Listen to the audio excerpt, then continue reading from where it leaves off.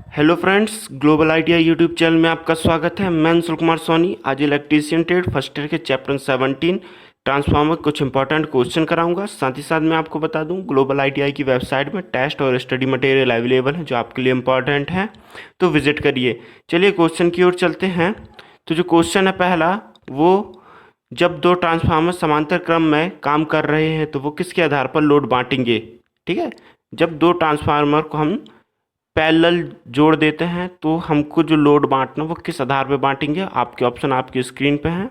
बहुत easy question है, अगर आपने थ्योरी पढ़ा होगा तो बहुत इजी है, इसमें कुछ ज़्यादा दिमाग लगाने की बात तो है नहीं, है ना। तो देखते हैं कैसे ट्रांसफार्मर समांतर क्रम में जोड़ेंगे। कुछ इस प्रकार आप देख सकते हैं चित्र में, है ना। ट्रांसफार्मर ए और बी, है ना, समांतर क्रम में जुड़े हैं। तो मैं आपको बता दूं, जो लोड बांटेंगे वो केवीए की रेटिंग के आधार पर बांटेंगे। ठीक है, किलो वोल्ट एम्पियर। तो इस आधार पे हम क्या लोड बांटेंगे जब ट्रांसफर पैरेलल हो। ठीक है, चलिए नेक्स्ट क्वेश्चन की ओर चलते हैं।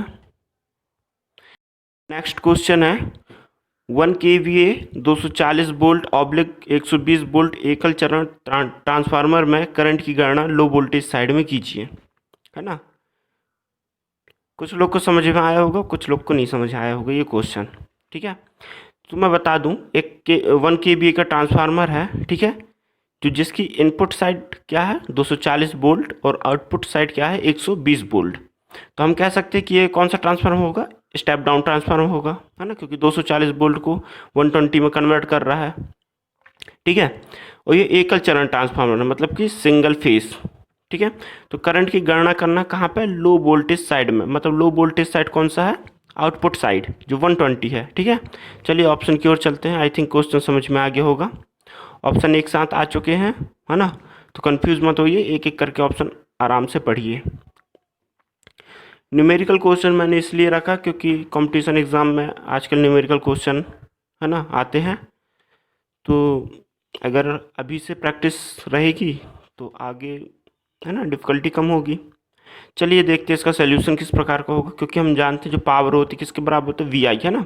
कॉस फाई लगाते पर मैंने कॉस फाई हटा दिया है अभी। ठीक है, सिंपल वे से समझिए, कोई दिक्कत नहीं है ना। तो कॉस फाई हटाया हमने, तो टोटल क्या कर दिया हमने, वी आई, पावर बराबर वी आई। ठीक है, अब हमको वोल्टेज पता, क्योंकि हमको गणना कहाँ पे करना, लो साइड वोल्टेज, है ना, लो वोल्टेज साइड करना, मतलब कि सेकेंडरी तरफ करना अपन को, आउटपुट साइड। ठीक है, तो आउटपुट साइड का वोल्टेज कितना है 120 वोल्ट। ठीक है, तो हमने कर दिया। और जो पावर है वो कितना होगा, क्योंकि हमको पता है जो ट्रांसफार्मर होता है उसकी प्राइमरी और सेकेंडरी साइड दोनों की पावर कैसी होती है, सेम होती है ना।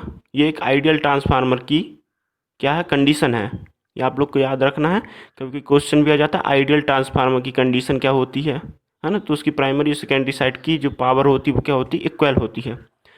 तो हमको पता है पावर कितनी होगी, 1 k, है ना, मतलब 1000 वोल्ट हो जाएगी, क्योंकि 1 kVA ट्रांसफार्मर है, 1000 वोल्ट होगी। और सेकेंडरी साइड का जो वोल्टेज वो कितना दिया है 120। तो अपन इसको इक्वेशन में पुट करेंगे तो कितना हो जाएगा, 1000 इजकल टू 120 इंटू आई। आई क्या है, करंट है, क्योंकि लो वोल्टेज साइड क्या पूछा, करंट की गणना करना अपन को, है ना, तो आई रख दिए। अब 120 का हम पक्षांतर करेंगे तो कुछ इस प्रकार से हो जाएगा 1000/120। ठीक है, आप पेपर और पेन उठाइए और जल्दी से कैलकुलेट कीजिए। तो जो इसका आंसर आएगा वो आंसर आ जाएगा कितना, आई इजकल टू 8.33 एम्पियर। ठीक है, कैलकुलेट करके देखिए, एग्जैक्ट आंसर आएगा, option C is the right answer. ठीक है, जो इसका ऑटो ट्रांसफार्मर का अनुप्रयोग क्या है। अब आपको बताना है कि ऑटो ट्रांसफार्मर का अनुप्रयोग, बहुत बेसिक क्वेश्चन है, आई थिंक बन जाना चाहिए। तो जो लाइन होती है ना उसको बूस्ट करने के लिए ऑटो ट्रांसफार्मर का उपयोग किया जाता है। ठीक है, तो जो श्रृंखला लाइन बूस्टर है उसका उपयोग किस में श्रृंखला लाइन बूस्टर के लिए किसका उपयोग करते हैं अपन, ऑटो ट्रांसफार्मर के लिए। ऑटो ट्रांसफार्मर बहुत इंपॉर्टेंट है, आप लोग जरूर से जरूर इसके बारे में पढ़िएगा। ठीक है, हालांकि ट्रांसफार्मर का पूरा यूनिट बहुत इंपॉर्टेंट है। चलिए नेक्स्ट क्वेश्चन की ओर चलते हैं। क्वेश्चन है, वह विधि जो 100 kVA तक के कम क्षमता वाले वितरण ट्रांसफार्मर को ठंडा करने के लिए आमतौर पर अपनाई जाती है ना। तो कौन सी विधि देखते हैं। केयरफुली ऑप्शन पढ़िए, जल्दी से आंसर दीजिए कमेंट में। तो जो इसका आंसर होगा वो क्या होगा, ऑप्शन डी, प्राकृतिक हवा और शीतलन विधि। ठीक है, तो option D is the right answer. आप लोग के लिए मैं होमवर्क छोड़ जाता हूँ इसमें कि तेल विस्फोटक शीतलन विधि, हवा विस्फोटक शीतलन विधि और ये तेल ठंडा विधि, ऑप्शन सी है ना। तो इन विधियों का उपयोग होता है या नहीं होता है, और होता है तो किस में होता है ना। जल्दी से कमेंट कीजिएगा, थोड़ा सा बड़ा है होमवर्क पर करिएगा ज़रूर, इससे क्या है कि आपको रिकॉल होगा और याद भी बहुत जल्दी होगा। ठीक है, तो option D is the right answer, इसलिए मैं ये आपके लिए छोटा सा होमवर्क छोड़े जा रहा हूँ। ठीक है, चलिए नेक्स्ट क्वेश्चन की ओर चलते हैं। ट्रांसफार्मर के ब्रीदर में प्रयोग होने वाला ताज़ा सिलिका जेल किस रंग का होता है। ये पूछ रहा है ताज़ा सिलिका जेल, इसमें थोड़ा फोकस करिएगा, ताज़ा सिलिका जेल। ठीक है, मतलब न्यू न्यू जो सिलिका जेल होती है ना, सिलिका जेल, तो वो किस रंग का होता है। आपके ऑप्शन आपकी स्क्रीन पे हैं। ठीक है, अभी एक और क्वेश्चन आएगा कि जब वो वायु को एब्जॉर्ब कर लेती, अवशोषण कर लेती, तो सिलिका जेल किस रंग का हो जाता है। ठीक है, वो आगे क्वेश्चन है, मैं आपको बताऊंगा किस रंग का। पर अभी बताइए कि ताज़ा सिलिका जेल किस रंग का होता है। तो इसका जो आंसर होगा ऑप्शन ए, नीला रंग का होता है। ठीक है, और मैं चलो आंसर भी बता देता हूँ आगे वाले क्वेश्चन का, कि जब सिलिका जेल वायु को, जो एयर को एब्जॉर्ब कर लेती है ना, नमी को एब्जॉर्ब कर लेती है, तो क्या होता है कि जो नीला सिलिका जेल है, ब्लू सिलिका जेल, वो गुलाबी सिलिका जेल में कन्वर्ट हो जाता है। ठीक है, चलिए नेक्स्ट क्वेश्चन देखते हैं। नेक्स्ट क्वेश्चन है, जब प्राथमिक और माध्यमिक वोल्टेज एक ही वाइंडिंग से प्राप्त हो रहे हैं, उस ट्रांसफार्मर को क्या कहा जाता है। आपके ऑप्शन आपकी स्क्रीन पे हैं, केयरफुली पढ़िए, इंपॉर्टेंट क्वेश्चन है। तो जिसका आंसर होगा वो होगा ऑप्शन बी, ऑटो ट्रांसफार्मर। ठीक है, जो ऑटो ट्रांसफार्मर होता है ना, वो एक ही वाइंडिंग पे रहता है और उसी पे आउटपुट और इनपुट दोनों होती है। ठीक है, तो चलिए नेक्स्ट क्वेश्चन की ओर चलते हैं। माध्यमिक पक्ष में, ठीक है, एक एकल फेज ट्रांसफार्मर का ईएमएफ समीकरण क्या होगा। माध्यमिक पक्ष में एक एकल फेज ट्रांसफार्मर का ईएमएफ समीकरण क्या होगा। ठीक है, माध्यमिक पक्ष मतलब क्या होगा, सेकेंडरी पक्ष। ठीक है, माध्यमिक पक्ष वही कहा जाता है, सेकेंडरी पक्ष जिसको हम कह देते हैं। प्राइमरी साइड और सेकेंडरी साइड होता है ना ट्रांसफार्मर में, बस। तो माध्यमिक पक्ष मतलब हो जाएगा सेकेंडरी साइड। ठीक है, तो सेकेंडरी साइड में एकल फेज ट्रांसफार्मर का ईएमएफ समीकरण क्या होगा। तो आपके ऑप्शन आपकी स्क्रीन पे हैं। मैं आपको बता दूं कि ये जो ऑप्शंस हैं वो पूरे गलत हैं, है ना, गलत मेंशन हो गए हैं। ठीक है, चलिए हम इनको कट करते हैं। तो आंसर देखिए, इसका जो आंसर होगा E equal to 4.45 max F into T लिखा हुआ आपको दिख रहा। मैं थोड़ा जूम कर दूंगा अगर आपको नहीं दिखा तो। E इजकल टू 4.445 मैक्स, है ना, वो जो 5M है मतलब 5 मैक्स, F फ्रिक्वेंसी और T है टर्न। ठीक है, तो अब ये तो होता है टोटल का, टोटल मतलब कि ये एक प्रकार का इक्वेशन है, बेसिक इक्वेशन। परंतु वो बोल रहा है कि माध्यमिक पक्ष में, तो सेकेंडरी साइड के लिए क्या हो जाएगा, 4.445 मैक्स एफ और जो टी की जगह N2 हो जाएगा। ठीक है, N2 जो नंबर ऑफ टर्न्स हैं वो किस तरफ की, सेकेंडरी तरफ का हो जाएगा। ठीक है, तो टी की जगह N2 हो जाएगा। ठीक है, याद रखिएगा, ये मेंशन नहीं हुआ है क्योंकि वाला क्वेश्चन थोड़ा सा अलग ही फील्ड हो गया है। ठीक है, तो जो फीडिंग के समय थोड़ा सा मिस्टेक हो गई, कोई बात नहीं, चलता है। पर मैं आपको समझा देता हूँ कि जो ये इक्वेशन है, बेसिक इक्वेशन है कि E equal to 4.445 max F into T. तो जब ये माध्यमिक पक्ष की तरफ पूछेगा, जो टी की जगह क्या आ जाएगा, N2। N2 का मतलब क्या हो जाएगा कि जो सेकेंडरी टाइप की जो वाइंडिंग टर्न्स हैं, ठीक है, तो वही शो करता है N2। ठीक है, इजी लैंग्वेज में बताया। ये जो ऑप्शन है वो गलत है। ठीक है, ऑप्शन को हमने गलत कर दिया। चलिए नेक्स्ट क्वेश्चन की ओर चलते हैं। आई थिंक ये वाला क्वेश्चन समझ में आया होगा। ठीक है, अगर नहीं आया तो जल्दी से कमेंट में मेंशन कीजिएगा कि क्वेश्चन समझ में नहीं आया तो अगली जो नेक्स्ट वीडियो आएगी तो सबसे पहले वाला क्वेश्चन मैं समझाऊंगा, फिर उसके बाद नेक्स्ट जो वीडियो होगी उसको स्टार्ट करूँगा। ठीक है, चलिए नेक्स्ट क्वेश्चन देखते हैं।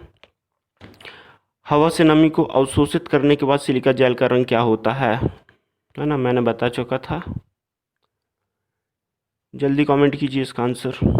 है बेसिक है, बहुत बेसिक है ना। तो इसका रंग हो जाता है गुलाबी हो जाता है, कुछ इस प्रकार आप देख सकते हैं, ब्लू और गुलाबी है ना जो दिया हुआ है, गुलाबी और नीला सिलिका जेल आपको दिख रहे हैं। तो एक तरफ नीला है और एक तरफ गुलाबी सिलिका जेल है ना। तो एक तरफ जो सिलिका जेल है वो एकदम फ्रेश है, और जो दूसरी तरफ जो आपको गुलाबी कलर का दिख रहा है ना, वो जो एब्जॉर्ब कर चुका है वायु की नमी को। ठीक है, तो जो नमी को एब्जॉर्ब कर लेता है, अवशोषित कर लेता है, तो सिलिका जेल का रंग कैसा हो जाता है, गुलाबी। Option D is the right answer. Next question है, अधिकतम क्षमता के दौरान ट्रांसफार्मर में ताम्र क्षति 1000 वाट है तो आयरन लॉस क्या होगा। ठीक है, क्वेश्चन आपको समझ में आ गया। अधिकतम क्षमता मतलब मैक्सिमम लोड, ठीक है, हायर लोड। तो उस पर क्या होगा, तो मैं आपको ऑप्शन के पहले ही थोड़ा सा कन्फ्यूज़न दूर कर दूं कि जो हायर लोड होता है, जो मैक्सिमम लोड होता है, तो उस पर क्या होता है कि जो आयरन लॉस है वो कॉपर लॉस के अप्रॉक्सीमेट बराबर होता है। ठीक है, तो अब आपको आई थिंक समझ में आ गया होगा। तो चलिए ऑप्शन की ओर चलते हैं। ऑप्शन दिया हुआ है, तो मैंने बताया था कि हायर लोड पे जो कॉपर लॉस होता है वो आयरन लॉस के बराबर होता है, तो इसका भी आंसर क्या हो जाएगा, 1000 वाट हो जाएगा। ठीक है, तो option B is the right answer. ठीक है, समझ में आया ना। कांस्टेंट लॉस कौन सा होता है ट्रांसफार्मर में, आयरन लॉस है ना, कोर लॉस जिसको कहते हैं। ठीक है, तो वो कांस्टेंट होता है एक प्रकार का। चलिए नेक्स्ट क्वेश्चन की ओर चलते हैं। क्वेश्चन है, बकोल्ज रिले उच्च क्षमता के पावर ट्रांसफार्मरों के साथ जुड़ी है तो बकोल्ज रिले का उद्देश्य है। ठीक है, क्वेश्चन मैंने बहुत आराम से पढ़ा। चलिए ऑप्शन की ओर चलते हैं। आपको पता होगा बकोल्ज रिले है ना। तो बकोल्ज रिले जो होता है ना, जो कंजर्वेशन टैंक होता है ना, जो एक ऑयल टैंक होता है, तो उन दोनों के बीच में लगाया जाता है। ठीक है, आपको स्थिति पता चल गई। चलिए ऑप्शन की ओर चलते हैं। तो ऑप्शन आपके दिए हुए हैं, केयरफुली पढ़िए। मैं पढ़ देता हूँ क्योंकि बड़े ऑप्शन है ना। टैंक में आर्द्रता के प्रभाव को रोकना, ये ऑप्शन ए है। ऑप्शन बी है, जब जड़ शॉर्ट सर्किट दोष घटित होता है ट्रांसफार्मर को वियोजित करना, ऑप्शन बी है। ऑप्शन सी है, संरक्षक टैंक से रोधक तेल को प्रवाहित करना, और ऑप्शन डी है, तेल के टैंक के स्तर को नियंत्रित करना। ठीक है, तो मैं बता दूं जो बकोल्ज रिले होता है, तो रिले आपको समझ में आ गया कि रिले का हमेशा काम क्या होता है, सेफ्टी के लिए। ठीक है, तो जब सेफ्टी है तो ऑप्शन बी आपको सेफ्टी से रिलेटेड लग रहा है कि शॉर्ट सर्किट दोष घटित होता है। ठीक है, तो शॉर्ट सर्किट क्या है, एक प्रकार का अनसेफ है, तो अनसेफ को सेव करने के लिए बकोल्ज रिले उपयोग किया गया है ना। अगर आपको बकोल्ज रिले नहीं भी पता तो आप ऑप्शन देख के आंसर बता सकते हैं, क्योंकि रिले का वर्क क्या होता है, सेफ्टी प्रोवाइड कराना। ठीक है, अब मैं थोड़ा सा बता दूं बकोल्ज रिले। तो जो बकोल्ज रिले होता है ना, उसमें जो क्या कहते हैं कि जो ऑयल होता है, ठीक है, तो ऑयल की जो डाई इलेक्ट्रिक होती है, तो उसकी जब क्षमता कम हो जाती है तो एक वो कंडक्टर के रूप में काम करता है। ठीक है ना। तो डाई इलेक्ट्रिक क्या हो जाती है, कंडक्टिंग बन जाती है। तो उसी को जब धारा प्रवाहित होने लगती है तो शॉर्ट सर्किट होती है। ठीक है, तो यही शॉर्ट सर्किट से बचने के लिए बकोल्ज रिले क्या होता है कि वो अलार्म बजा देता है। ठीक है, तो जैसे अलार्म बजता है, एक सीटी टाइप से बजती है, तो उससे पता चल जाता है कि ट्रांसफार्मर में कुछ कुछ गड़बड़ी है। ठीक है, तो इसलिए इसको हम कंजर्वेटर टैंक और ऑयल टैंक के बीच में ही लगाया जाता है, क्योंकि जो ऑयल का डाई इलेक्ट्रिक है ना, तो वो आवेश के कारण वगैरह और भी कुछ के कारण क्या होते हैं, वो आवेश कम हो जाते हैं, तो डाई इलेक्ट्रिक क्षमता जो होती है ऑयल की वो कम हो जाती है। ठीक है, तो जो इसका ऑप्शन बी होगा इज़ द राइट आंसर। ठीक है, वो सही आंसर होगा ऑप्शन बी। बहुत आराम से समझाया हूँ, तो आई थिंक समझ में आया होगा।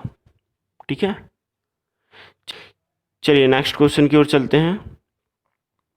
एक 5 kVA 400 वोल्ट ऑब्लिक 200 वोल्ट का ट्रांसफार्मर 25 एम्पियर की धारा सेकेंडरी साइड में पहुंचाता है, प्राइमरी साइड में धारा क्या होगी। ठीक है, आपके ऑप्शन आपके स्क्रीन पे हैं, है ना। तो कॉन्सेप्ट पिछले नहीं, मतलब जो एक क्वेश्चन और आया था ना, कॉन्सेप्ट उसी की तरह ही निकालना है अपन को।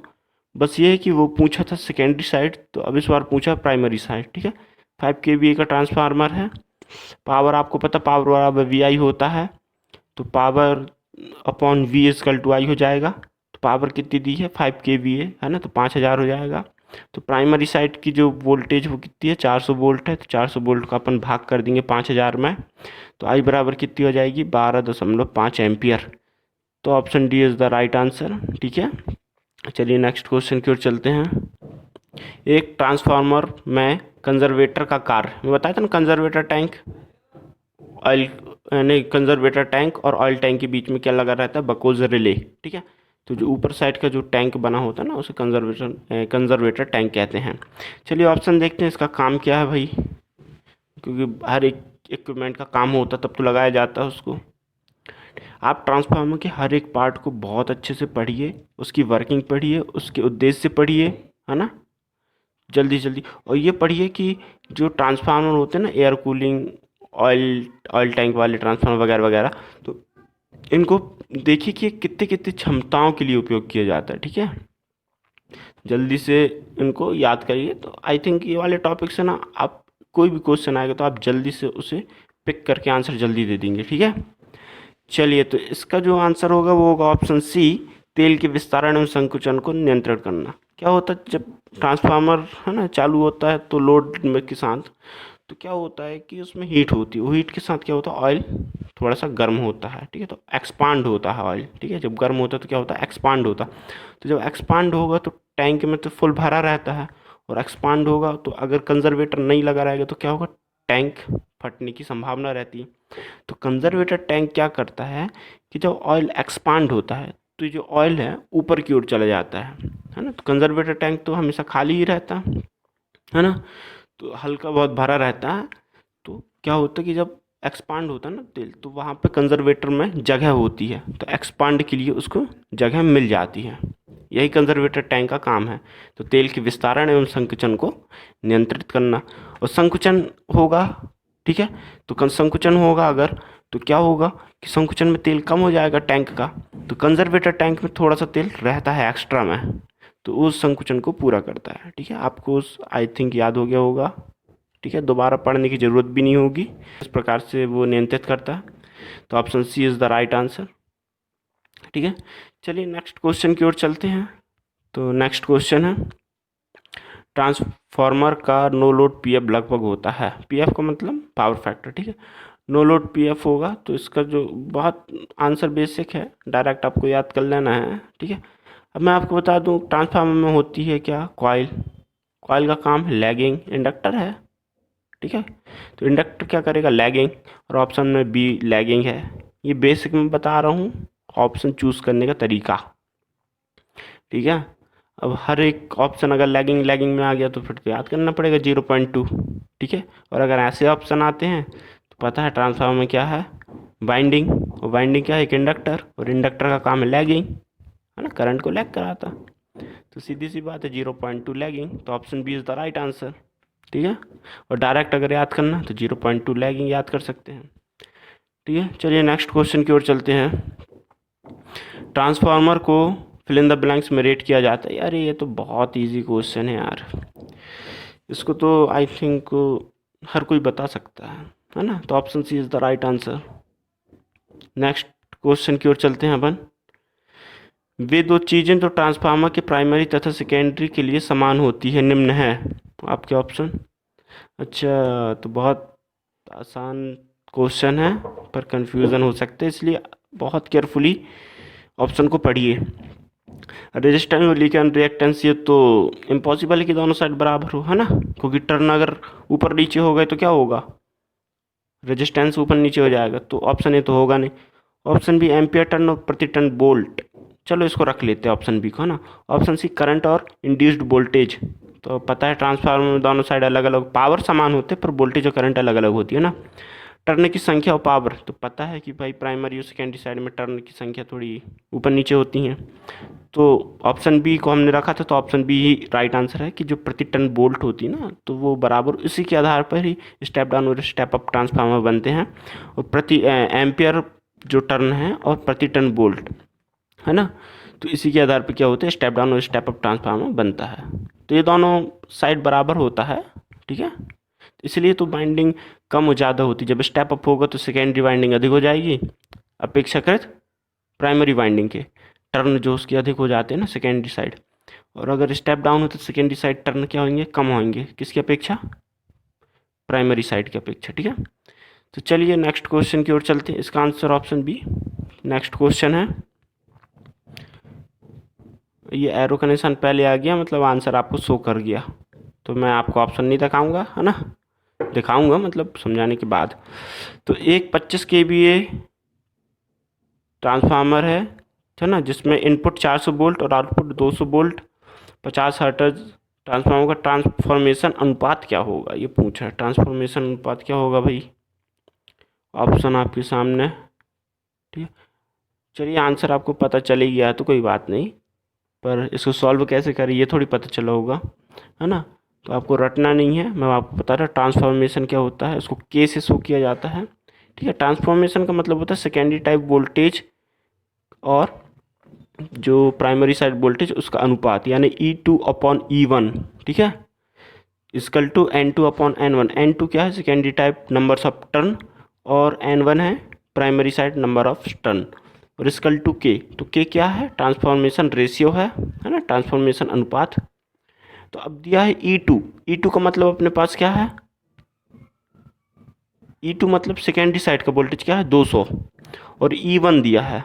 ठीक है, N2 और N1 को भूल जाइए, क्योंकि अभी अपन को सिर्फ वोल्टेज के बारे में पता है ना, नंबर्स ऑफ टर्न नहीं पता, तो इसलिए उसको N2 और N1 भूल जाइए। तो E2/E1 इक्वल टू K। तो E2 कितना है, यानी सेकेंडरी साइड का वोल्टेज 200, और E1 यानी प्राइमरी साइड का वोल्टेज 400, तो 200/400 इक्वल टू K। ठीक, 0 से 0 काट देंगे तो क्या बचेगा, K बराबर 2/4, और 2/4 को जब हम कैलकुलेट करेंगे, सॉल्व करेंगे, तो K इक्वल टू क्या जाएगा 0.5। ठीक है, ट्रांसफॉर्मेशन रेशियो का और होता है, तो इसके इक्वल टू में I1/I2 हो जाता है। I1/I2 इसलिए होगा क्योंकि हमें पता है कि पावर बराबर क्या होता है, VI होता है। ठीक है, जो पावर बराबर VI होता है, तो इसलिए जैसे E2 ऊपर है, फिर N2 ऊपर है ना, E2/E1 equal to N2/N1 equal to I2/I1 नहीं होगा, I2/I1 नहीं होगा, क्या होगा, I1/I2 होगा। ये याद रखना है, ये रिलेशन पूछता है और बहुत इंपॉर्टेंट है। नेक्स्ट क्वेश्चन की ओर चलते हैं। ठीक है, नेक्स्ट क्वेश्चन है, चित्र को पहचानिए। जल्दी से पहचानिए कौन से चित्र है ये, बताना है किस टाइप का ट्रांसफार्मर है। ठीक है, तो ये आपके ऑप्शन है core type, shell type, auto type या टेपिंग टाइप। तो मैं आपको बता दूँ बीच में है ना, तो ये कौन सा ट्रांसफार्मर होगा, सेल टाइप होगा, जो दोनों तरफ कोर से कवर होती है। ठीक है, तो shell type transformer is the right answer. आप लोग देख लीजिए चित्र को अच्छे से, है ना, ये सेल टाइप ट्रांसफार्मर है। चलिए नेक्स्ट क्वेश्चन की ओर चलते हैं। चित्र को पहचानिए, एक और क्वेश्चन आ गया, चित्र पहचानिए। ये बताइए कौन सा ट्रांसफार्मर है, आपके ऑप्शन आपकी स्क्रीन पे। खतरनाक ऑप्शन हो गए आपके लिए, तो आपने सोचा था ऑटो ट्रांसफार्मर है तो ऑप्शन में आएगा ऑटो ट्रांसफार्मर, लगा देंगे, पर यहाँ तो 1 2 3 4 है ना, 4 को छोड़ दीजिए, है ना, नॉन ऑफ दिस, तो कोई ना कोई आंसर तो है, इसलिए ऑप्शन 4 को छोड़ दीजिए। ये एक हिंट हो गई आपके पास। अब 3 ऑप्शन है, auto transformer, step up auto transformer, step down auto transformer. तो आपको पता है कि सेकेंडरी स्टेप क्या है, स्टेप अप है। ठीक है, तो ये कौन सी हो जाएगी, स्टेप अप ऑटो ट्रांसफार्मर हो जाएगा। ठीक है, तो ऑप्शन 2, जिसको हम ऑप्शन बी भी कह सकते हैं, इज़ द राइट आंसर। ठीक है, स्टेप अप ऑटो ट्रांसफार्मर। ठीक है, दूसरे नंबर का ऑप्शन, ट्रांसफार्मर की जो वाई बना वो कौन सा कनेक्शन, स्टार कनेक्शन। ठीक है, ट्रांसफार्मर की स्टार कनेक्शन सेकेंडरी में फेज करंट, लाइन करंट के निम्नानुसार जुड़े होते हैं। तो आपको तो सिंपल सा मैंने समझाया ही था कि स्टार कनेक्शन में हमेशा क्या होता है, लाइन करंट फेज करंट के बराबर होता है। तो option A is the right answer. Simple है, इसमें कुछ ज़्यादा समझने वाली बात नहीं है। और डेल्टा कनेक्शन में क्या होता है, लाइन वोल्टेज फेज वोल्टेज के बराबर होती है। ठीक है, चलिए, तो ये तो बहुत पहले समझा भी चुका हूँ। नेक्स्ट क्वेश्चन की ओर चलते हैं। ट्रांसफार्मर का प्रतिशत वोल्टेज विनिमय निर्धारित करने के लिए सूत्र है। ठीक है, अब मैं आपको बता दूं, जो V0 है वो क्या है, नो लोड वोल्टेज है, जो VS है वो फुल लोड वोल्टेज है। ठीक है, अब आपका कन्फ्यूज़न थोड़ा सा दूर हुआ होगा, तो बताइए जल्दी से। तो जो इसका आंसर होगा ऑप्शन सी होगा, ठीक है। No load voltage minus full load voltage upon full load voltage multiply 100। Option C is the right answer, ठीक है। V0 minus V S upon V S, ठीक है। V0 क्या है, नो लोड वोल्टेज, और VS जो लिखा है वो क्या है, फुल लोड वोल्टेज, और मल्टीप्लाई में क्या है 100। तो प्रतिशत वोल्टेज विनिमय का ये क्या है, सूत्र है, ठीक है। चलिए नेक्स्ट क्वेश्चन की ओर चलते हैं। एकल चरण ट्रांसफार्मर यानी सिंगल फेज के परिवर्तन अनुपात के, ठीक है, मतलब कि ट्रांसफॉर्मेशन रेशियो के लिए सूत्र क्या है। अब मैंने आपको बता ही चुका था, ट्रांसफॉर्मेशन का एक न्यूमेरिकल आया था, तो उसमें मैंने बताया था कि E2 upon E1 equal to N2 upon N1 equal to I1 upon I2, ठीक है। I1 अपॉन I2 इसलिए हो जाता है क्योंकि पावर बराबर क्या होता है, दोनों तरफ की पावर बराबर है, तो V1 I1 is equal to V2 I2। तो जब अपन इसको पक्षांतर करेंगे तो V2 अपॉन V1 हो जाएगा, परंतु I1 अपॉन I2 इक्वल में रहेगा, ठीक है। तो इसलिए I1 हो जाता है। तो ऑप्शन सी आप देख सकते हैं, इस राइट आंसर है E2 upon E1 equal to N2 upon N1 equal to I1 upon I2। ये बहुत ज़रूर से कि E2 और N2 तो ठीक है, ऊपर ऊपर है ना, अंश में E2 है N2, परंतु क्या होता है, कई लोग कन्फ्यूज़न होता है कि I2 भी अंश में रख के आंसर देख लेते हैं, ठीक है। तो इसलिए कोई भी ऑप्शन लगा देते हैं, और कोई भी नहीं, मतलब जो 2 होता वो उस हिसाब से लगा देते, तो वो उनका आंसर हो जाता गलत। तो इसलिए मैं बहुत अच्छे से फोकस कर रहा हूँ करंट पे कि वो होगा I1 अपॉन I2, ठीक है। तो चलिए नेक्स्ट क्वेश्चन की ओर चलते हैं। सॉरी, ये तो लास्ट क्वेश्चन था, नेक्स्ट क्वेश्चन नहीं है अब। तो आई थिंक आपको वीडियो अच्छी लगी होगी, so thank you so much. मिलते हैं नेक्स्ट वीडियो में।